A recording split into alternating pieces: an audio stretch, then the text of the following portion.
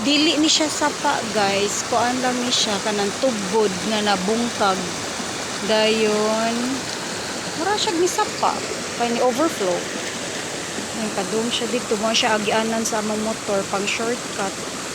Dili siya ang main road sa Gindaruhan, but nahimo na sa simura siya nahimong sapa basta magbaha, maguwan. See? Kasi gusto dito.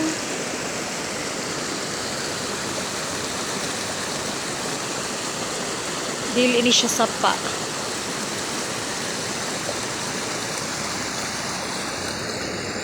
But mahimo siya. Nang shortcut na diri ang tanang motor kay stranded na daw dito sa main road. But sa nila pag shortcut, di na sad ni kaagian.